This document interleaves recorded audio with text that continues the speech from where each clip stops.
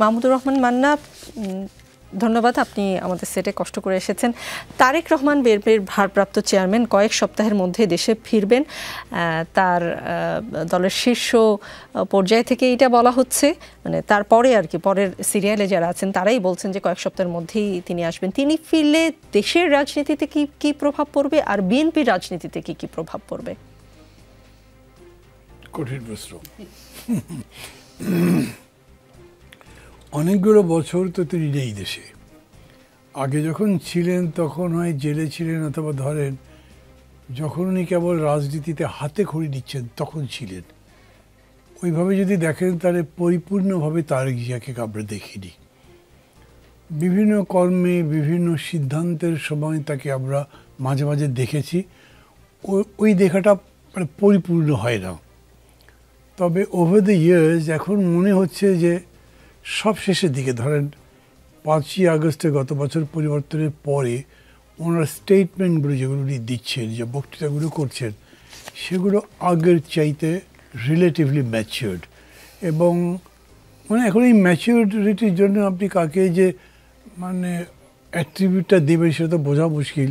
Return হতে পারে, সবাই মিলে তৈরি করে দিতে পারে, ওইটা সবার মিলিত জ্ঞানের বা অভিজ্ঞতার ফসল হতে পারে।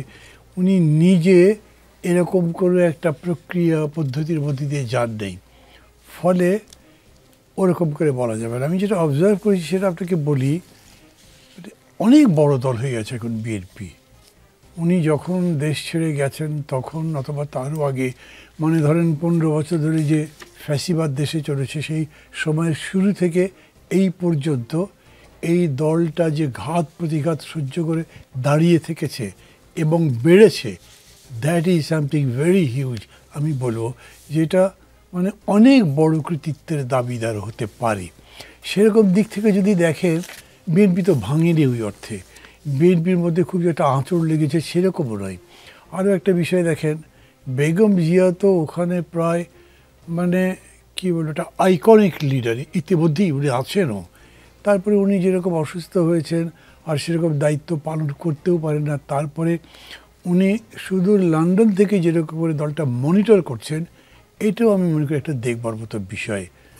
এবং আমি তো একটু পরে এসছি, রানী কি বলছিলেন সব আমি শুনতে পারিনি, কিন্তু তার পরে এসে যেটা শুনলাম, উনি সম্ভবত এটা বলতে চাইছেন যে দলের উপরে তার যে একক কর্তৃত্বটা উনি দেখেছেন।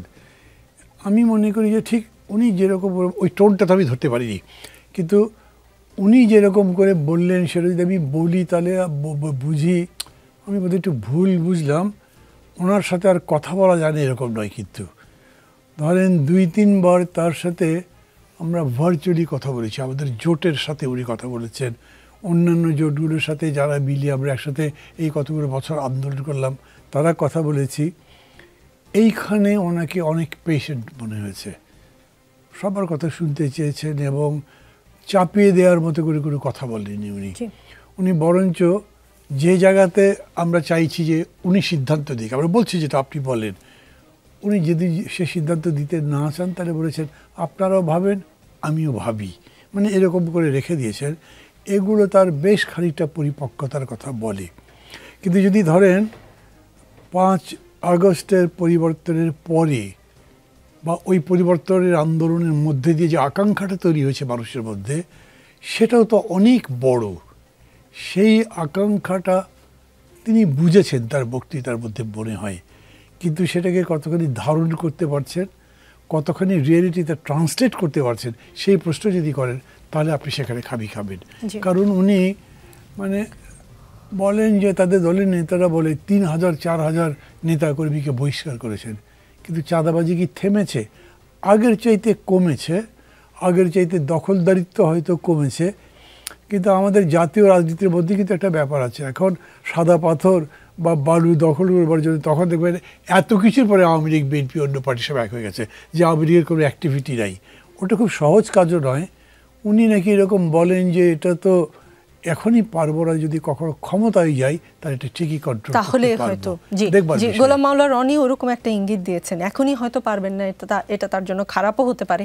কিন্তু আমরা যেটা শুনেছি এর আগে, তার দলের দু একজন বলেছেন যে আইন শৃঙ্খলা পরিস্থিতি আসলে তার আসার মতো উপযোগী নয় এখনো, সেই কারণে তিনি আসছেন না। কিন্তু এখন যে আইন শৃঙ্খলা পরিস্থিতি দেশের, তখন যখন বলেছেন তার চেয়ে আসলে আপনি নিজেও আজকে সকালে প্রেস ক্লাবে বলেছেন যে দেশ গভীর সংকটে রয়েছে, কাজে এখন আইন শৃঙ্খলা পরিস্থিতি কি আমরা ধারণা করতে পারি। দেশের এই অবস্থায় তার আশাটা কি করে বিএনপি নিরাপদ মনে করছে বা তিনি নিরাপদ মনে করছেন? এটা কি কোনো ইঙ্গিত যে তিনি যদি কয়েক সপ্তাহ পরে আসেন, ধরে নিলাম সেটা 1 মাস পরে আসতে পারেন, 1.5 মাস পরে আসতে পারেন, তখন আইন শৃঙ্খলা আরেকটু বেটার হবে, এটা বিএনপি আগে থেকেই জানে?